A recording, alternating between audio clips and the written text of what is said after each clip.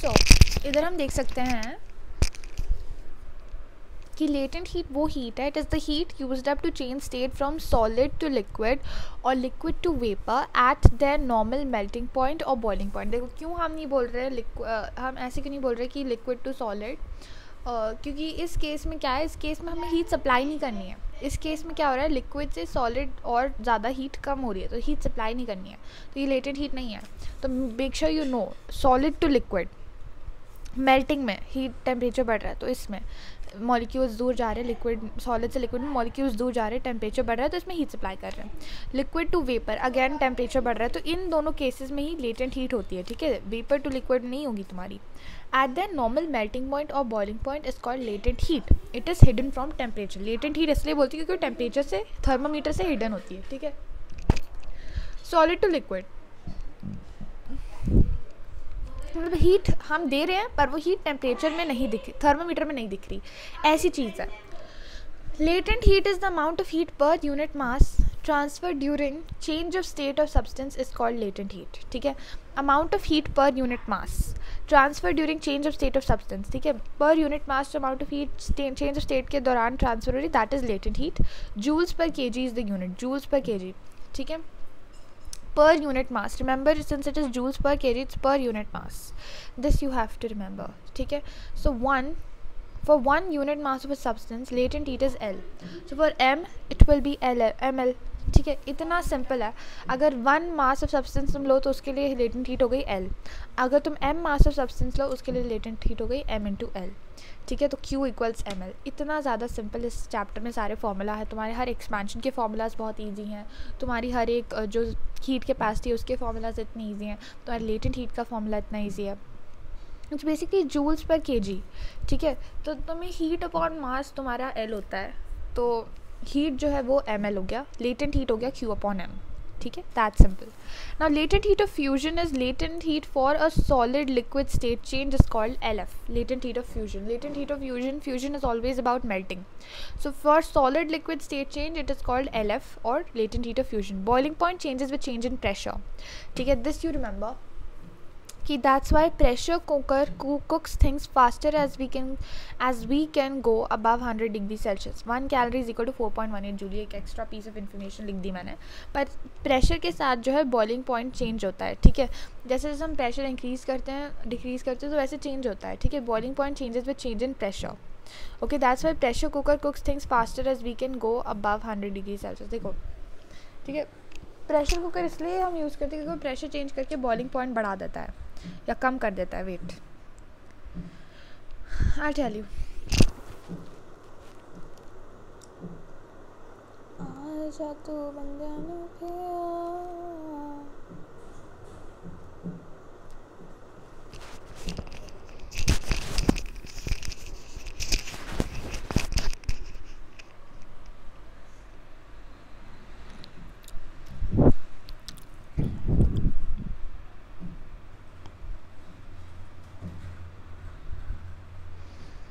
Okay, with increase pressure high तो boiling point भी high. देखो इसका लॉजिक क्या है बताती हूँ। अगर वैसे ही क्या होता था, बॉइलिंग पॉइंट वो टेम्परेचर होता था जिस पे अब वो उन मॉलिक्यूल्स की स्पीड काफ़ी बढ़ गई है और ना अब वो चेंज हो गई उनकी स्टेट। अब जो है प्रेशर अगर हमने बढ़ा दिया तो हमने उसके प्रेशर को और कंप्रेस कर दिया हमने उसे, है ना। तो when we compress it even more क्या होता है कि अब और भी ज़्यादा एनर्जी चाहिए टू इंक्रीज इट्स टेम्परेचर, ठीक है। तो आई थिंक इसलिए ही प्रेशर कुकर, क्योंकि ज़्यादा देर तक वो हीट को अंदर रखता है और ज़्यादा हीट तक वो उसे कुक करता रहता है तो वो कुक हो जाता है। I think this is the reason rice cook faster in pressure cooker. What is the logic behind pressure cooker? Inside the According to Exploratorium, inside the tightly sealed pressure cooker, the water is heated and eventually boils into steam. Since the steam cannot escape, it collects above the food.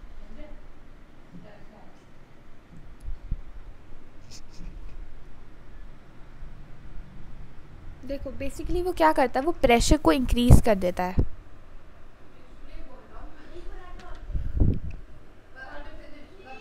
देखो क्या करता है, जब हम pressure increase कर देते हैं तो सारे के सारे जो बॉइलिंग पॉइंट होता है वो भी इंक्रीज़ हो जाता है ना। जब हम प्रेशर इंक्रीज़ कर देते हैं वो ट्रैप हो जाता है, तो वो स्टीम से प्रेशर इंक्रीज़ हो जाता है, तो इससे क्या होता है, कुकिंग टाइम जो है कम हो जाता है, टेम्परेचर बढ़ जाता है ना। बॉइलिंग पॉइंट बढ़ गया तो टेम्परेचर बढ़ गया, टेम्परेचर बढ़ गया तो कुकिंग, ठीक है, टेम्परेचर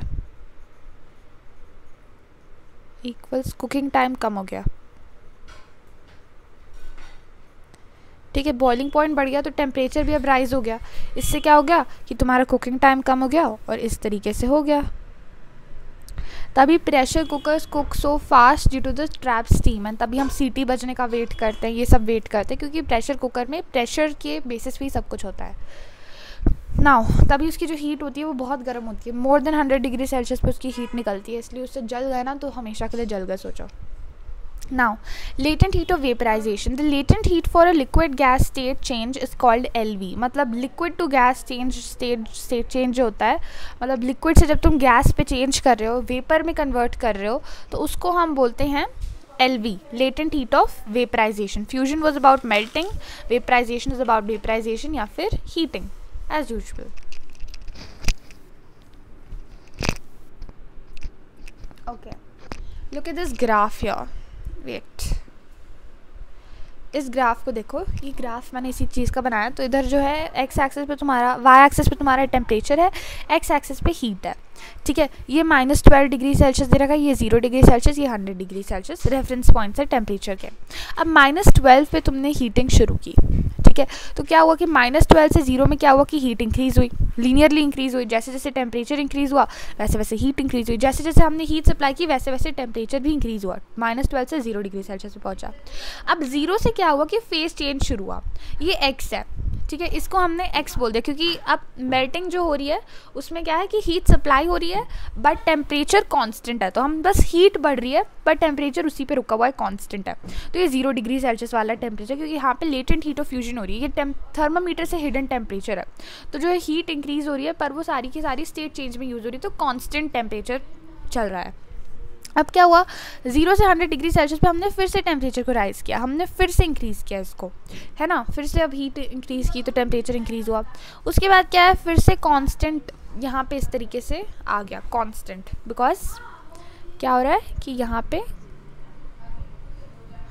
कांस्टेंट इसलिए आ रहा है क्योंकि यहाँ पे अगेन जो है स्टेट चेंज चल रहा है, 100 डिग्री सेल्सियस पे स्टीम में चेंज हो रही है, पर यहाँ पे तुम देखोगे कि 7x है, ठीक है, 7 into latent heat of fusion यहाँ पे। अब इसका यहाँ पे देखो ये क्या इन्होंने क्या दे रखा है, जैसे -12 डिग्री सेल्सियस पे तो सॉलिड था, हीट सप्लाई की तो 0 डिग्री सेल्सियस पे आया, वहाँ पे सॉलिड है, फिर से Q2 हीट सप्लाई की तो 0 डिग्री सेल्सियस पे लिक्विड है, फिर Q3 हीट सप्लाई की तो ये पे 100 डिग्री सेल्सियस पे पानी है, और फिर अगर और सप्लाई करोगे तो 100 डिग्री सेल्सियस पे स्टीम है, ये हो जाएगा, ठीक है।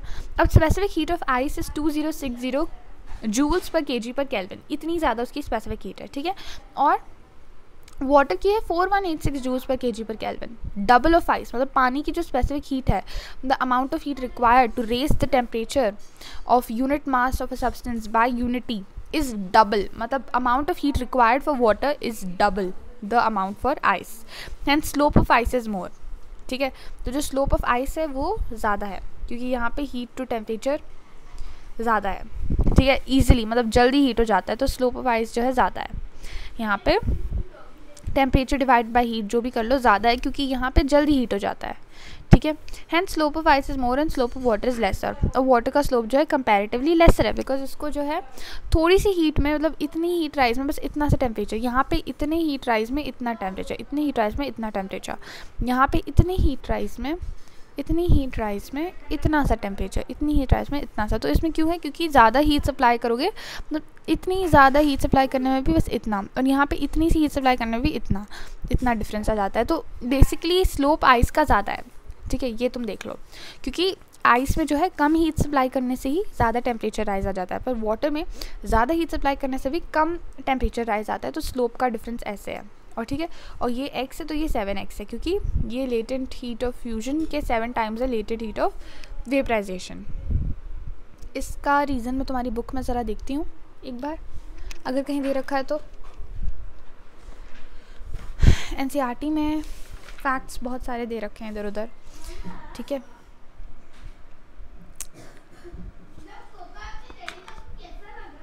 आई थिंक स्लोप का कुछ दे भी नहीं रखा होगा.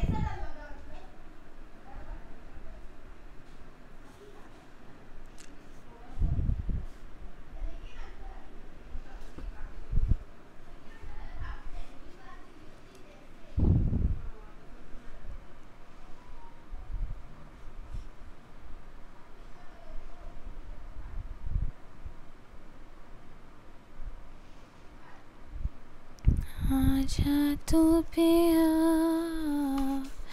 I see you looking at me. Okay. यहाँ पे the value of L also depends on pressure. Okay.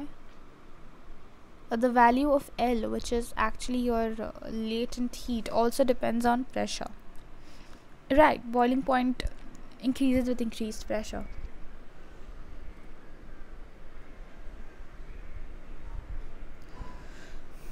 So you can see the slope difference and you can see the phase change.